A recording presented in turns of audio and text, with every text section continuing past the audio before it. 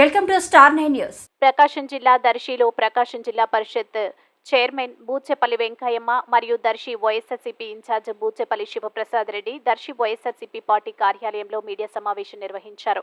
బాపట్ల జిల్లా అద్దంకి నియోజకవర్గంలోని మెదరమెట్ల హైవే దగ్గర వచ్చే నెల 3వ తేదీన సిద్ధం సభకి ముఖ్యమంత్రి వైఎస్ జగన్మోహన్ రెడ్డి హాజరవుతున్నారు.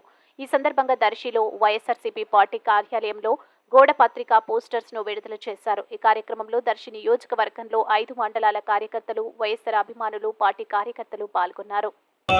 30 లక్షల పై చిలుకులు ఇచ్చి ఒకేసారి ఏ ముఖ్యమంత్రి దేశంలో కూడా ఏ ముఖ్యమంత్రి చేయలేదు. 30 లక్షల పై చిలుకు ఇల్లు ఒకే స్థలాలు ఇచ్చి ఆ స్థలాలకి ఇల్లు కట్టిస్తూ సుమారుగా 10 లక్షల పై చిలుకు వరకు ఇల్లు కట్టిస్తూ వాటికి మంచినీరు వస్తు కానీ సైడ్ డ్రైన్లు, లైట్లు అన్నీ ఏర్పాటు చేసి వాళ్ళందరినీ జాగ్రత్తగా చూసుకున్నారంటే ఈ రాష్ట్రంలో జగన్మోహన్ గారి పాలన ఎలా ఉందో మీరు అందరూ అర్థం చేసుకోండి. అటు సంక్షేమం, ఇటు అభివృద్ధి 2 విధాలుగా డెవలప్ చేసుకుంటూ ఈ రాష్ట్రం అందరినీ కాపాడుకుంటున్నాడు. కాబట్టి ఎక్కడ పోయినా, ఏ గ్రామంలో పోయినా, ఎక్కడ పోయినా మేము ఈసారి జగన్మోహన్ గారికి ఓట్లు వేస్తామో ఆయన ఉంటే రాష్ట్రం మొత్తం డెవలప్ అయింది.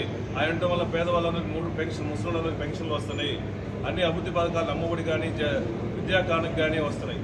ముఖ్యంగా ఎలక్షన్ల ముందు హామీలు ఇచ్చి నెరవేర్చుకుంటూ పేదవాళ్ళు, రైతుల్లో కానీ ఓసీల్లో కూడా పేదవాళ్ళు అని చెప్పేసి ఈబీసీ నేస్తం ఏర్పాటు చేసి కాపు నేస్తం కూడా ఈరోజు రాష్ట్రంలో సుమారుగా కాపు సోదరులు, సోదరిమణులందరికీ, మా సోదరిమణులందరికీ ఇబ్బందులు పడకుండా వాళ్ళందరికీ కాపు నేస్తమే అని చెప్పేసి రాష్ట్రంలో గత ముఖ్యమంత్రి ఎవరు చేయని విధంగా ఎంతోమంది వచ్చారు, హామీలు ఇచ్చారు.